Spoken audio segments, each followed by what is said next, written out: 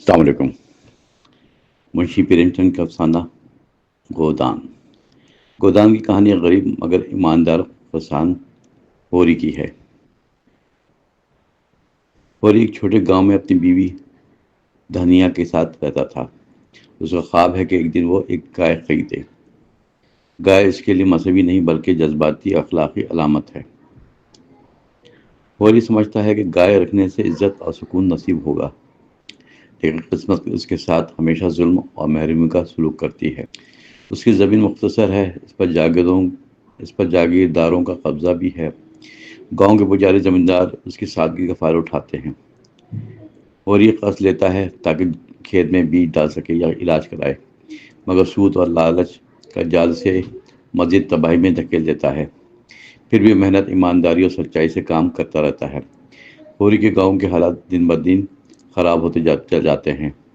اس کے دو بیٹے گوہر اور ہیرا اس کی امید کے چراغ ہیں، مگر وقت کے ساتھ بیٹے بھی حالات سے بغاوت پر اتر آتے ہیں۔ گوہر شہر جا کر مزدوری کرنے لگتا ہے۔ وہ پڑھا لکھا ہے، وہ سمجھتا ہے کہ گاؤں کا نظام استحصال پر مبنی اور غیر منصف ہے۔ ہیرا اپنی بھابھی جوہری سے غلط تعلقات بنا لیتا ہے، گھر اجاڑ دیتا ہے۔ ہوری کی دنیا اس وقت ٹوٹ جاتی ہے جب بیٹے الگ ہو جاتے ہیں۔ گھر کے معاشی اور اخلاقی ستون ایک ایک کر کے گر جاتے ہیں۔ دھنیا ایک مضبوط مگر تھکی ہوئی عورت ہے جو گھر سنبھالتی ہے۔ وہ ہوری کے ساتھ دکھ اور ذلت میں کھڑی رہتی ہے۔ پریم چند نے اس عورت کو ہمدرد اور وقار کے ساتھ پیش کیا ہے۔ کہانی میں کئی ذیلی کردار بھی سماج کے مختلف چہروں کی نمائندگی کرتے ہیں۔ گاؤں کے پجاری، زمیندار، ساہوکار سب اپنے مفاد کے غلام ہیں۔ ان میں خلوص نہیں، سب اپنی حیثیت برقرار رکھنے میں مصروف ہیں۔ پریم چند نے ان کرداروں سے ہندوستانی معاشرتی نظام کی پول کھولی۔ گودان صرف بوری کی کہانی نہیں بلکہ پورے طبقاتی نظام کی تصویر ہے۔ یہ دکھاتا ہے کسان کیسے محنت کے باوجود عزت سے محروم رہتا ہے۔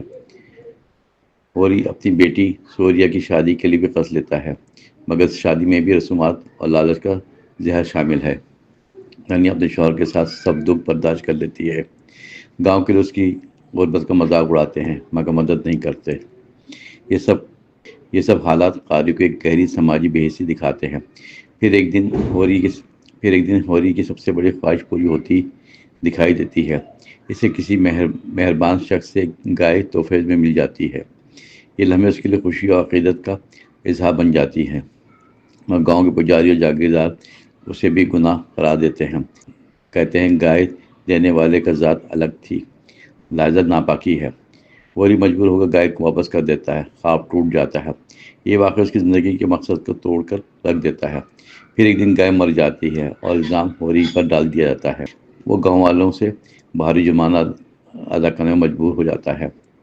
یوں ایک معصوم شخص محض سماجی رواجوں کے سبب مجرم بن جاتا ہے۔ یہاں پریم چند سماج کی منافقت اور مذہبی تعصب پر ضرب لگاتے ہیں۔ کہانی کے آخر میں ہوری کی زندگی مکمل تھکن اور مایوسی میں ڈوبی ہے۔ وہ قرض، غربت، ذلت کے بوجھ تلے دب کر رہ جاتا ہے۔ اس کے بچے بکھر چکے ہیں، گھر اجڑ چکا ہے، گائے مر چکی ہے، لیکن اس کے اندر انسان کی چنگاری آخری سانس تک جلتی رہی۔ مرنے سے پہلے وہ اپنی امانت دار فطرت کا ثبوت دوبارہ دیتا ہے۔ جب کوئی مزدور مرنے کے قریب ہوتا ہے تو ہوری اس کی مزدوری چکاتا ہے۔ خود فاقے سے ہے مگر دوسروں کا حق دینے سے گریز نہیں کرتا۔ یہی لمحہ گودن کے عنوان کا اصل مفہوم سامنے لاتا ہے۔ گائے کا دان نہیں بلکہ قربانی اور انسانیت عظمت کا دان۔ ہوری مرتا ہے مگر اپنی دیانت اور کردار کو زندہ چھوڑ جاتا ہے۔ یہ ناول انسان کی عزت اور محنت کی تقدیس کا استعارہ بن جاتا ہے۔